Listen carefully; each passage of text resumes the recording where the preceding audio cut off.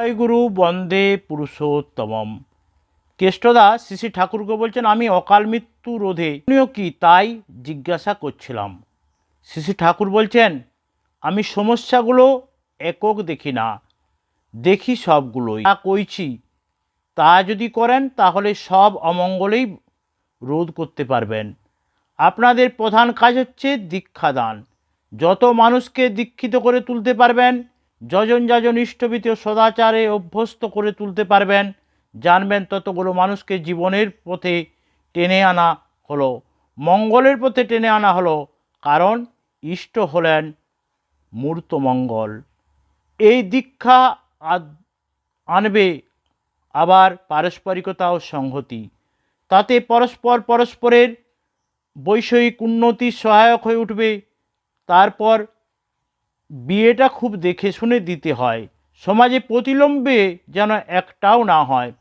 ছেলে যেন সব দিক দিয়ে উন্নত হয়, শ্রেয় হয় মেয়ের চাইতে। আবার ছেলে মেয়ের মধ্যে মানসিক সঙ্গতি থাকা চাই। বয়স্ক মেয়েদের বিয়ে দিতে গেলে সাক্ষাৎ সংস্রবের সুযোগ না দিয়ে ছেলের বংশ, অভ্যাস, ব্যবহার, চরিত্র, গুণপনা, স্বাস্থ্য, চেহারা, পছন্দ অপছন্দ ইত্যাদি বিষয় তাকে জানিয়ে তার মতো নিয়ে তবে বিয়ে দেওয়া ভালো। স্ত্রী যদি স্বামীর শ্রদ্ধা করে, তার জন্য কষ্ট সয়েও নিজেকে সুখী ও সার্থক মনে করে, তাহলেই সে বিয়ে সফল হয়। আয়ুর একটা বংশগত ধারা থাকে, কিন্তু স্বামী স্ত্রীর মধ্যে যেখানে গভীর পবিত্র প্রণয় আছে, স্ত্রী যেখানে স্বামীকে নিজের সত্যাজ্ঞানে ভালোবাসে, স্বামী যেখানে স্ত্রীকে নিবিড় স্নেহের চক্ষে দেখে, সেখানে সন্তানের স্বাস্থ্য, বুদ্ধি, আয়ু ইত্যাদির উৎকর্ষ হবেই। অবশ্য স্বামীর ইষ্টমুখী হওয়া চাই। স্বামী যদি স্ত্রীমুখী হয়, সেখানে স্ত্রী ও স্বামীকে বেশি দিন শ্রদ্ধার চোখে দেখতে পারবে না।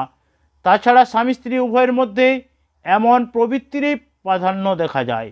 এইভাবে মানুষ যদি ইষ্টকৃষ্টি ও সদাচার পরায়ণ হয়, বিয়ে যদি ঠিকমতো হয়, শিক্ষা ও পরিবেশকে যদি খানিকটা সুগঠিত করে তোলা যায়, পুরুষেরা ও মেয়েরা অবশ্য করণীয় যা, সেগুলো যদি তাদের সড়গড় ও সক্রিয় করে তোলেন, দেখবেন দেশের লোকের স্বাস্থ্য, আয়ু, কর্মদক্ষতা বা কর্মক্ষমতা কতখানি বেড়ে যায়।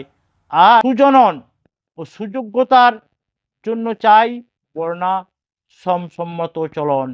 এগুলো সোজাসুজি বিজ্ঞানের কথা, আমাদের হাতের মধ্যে ব্যাপার। কেষ্টদা বলছেন, আপনি যা বললেন এই কথা, এই কটা কথা মাথায় রেখে চলতে পারলে তো অনেক কিছু হয়ে যায়। কিন্তু দেশের মধ্যে ব্যাপকভাবে এইটি চড়াতে গেলে যে বহু কাঠখড় খরচ করা প্রয়োজন। শ্রী ঠাকুর বলল, সেই জন্যই তো আমি বারবার আপনাদের ওই কর্মী সঙ্গের কথা। চরিত্রবান আচরণবান কর্মী ছাড়া হবে না। আর পুঁথিপত্র, বক্তৃতা, রেডিও, সিনেমা, যাত্রা, থিয়েটার, নাটক, নভেল, গল্প, শিল্পকথা, শিল্পকলা, সঙ্গীত, আমোদ, উৎসব, মেলা, কথাগুলো, কবি, জারি, খবরের কাগজ, চিঠিপত্র, পত্রিকা, খেলাধুলা, প্রদর্শনী, শোভাযাত্রা, পোস্টার, ছবি, মটো, বিজ্ঞাপন ইত্যাদি যতভাবে পারেন সব কিছুর মধ্যে দিয়ে মানুষকে ভগবদ্মুখী করে তুলতে, কর্মঠ দক্ষ করে তুলতে, সুসংহত ও সেবাপ্রাণ করে তুলতে প্রেরণা যোগান। লাগেন সালা যা থাকে কপালে, দুনিয়ার আইছি তো সুখ করে নি। হায় রে কি সুখ, এ গহন তেজি হয়ে লয়ে জয় তুরি, জনতার মাঝে ছুটিয়া পড়িতে, রাজ্য রাজা ভঙ্গিতে গড়িতে, অত্যাচারের বক্ষে পড়িয়া হানিয়া তীক্ষ্ণ ছুরি। শ্রী ঠাকুরের চোখে মুখে প্রচণ্ড উদ্দীপনা, স্থির বিজলী দীপ্তি, অগ্নিময় উদ্দীপনার এত শীতের মধ্যে যেন সকলে গরম হয়ে উঠতেন। উপস্থিত সবার চোখে চোখে মুখে আনন্দ জ্বলছ। শ্রী ঠাকুরের এইসব কথা, তাই আপনারা ঠাকুরের মতো চলুন। সকলকে জয় গুরু বন্দে পুরুষোত্তম।